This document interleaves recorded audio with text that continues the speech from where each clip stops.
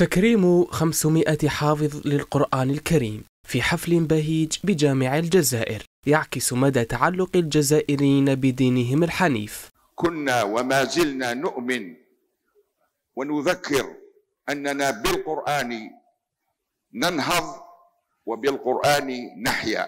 الجزائر بالقرآن اهتدت، بالقرآن جاهدت، وبالقرآن انتصرت، بالقرآن كانت، وبالقرآن ستظل بإذن الله إلى أن يرث الله الأرض ومن عليها. مروى وأيوب عين من الحفاظ الذين ختموا القرآن الكريم على مشايخهم وفي جلسة واحدة. حفظت القرآن الكريم في جلسة واحدة في مسابقة نخبة الحفاظ. كان لي شرف في أن أختم القرآن الكريم في سنة ثانية متوسط عندما كان عمري 12 سنة. سردت القرآن الكريم بمجموع هو 96 من 100 بتنبيهات قليلة وبدون أخطاء.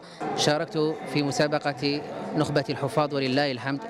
الحمد لله الذي أكرمنا بأن كنا من المشاركين، والحمد لله الذي أكرمنا بأن كنا من الناجحين من بين 500 سارد للقرآن الكريم في النهائي، فاللهم لك الحمد ولك الشكر.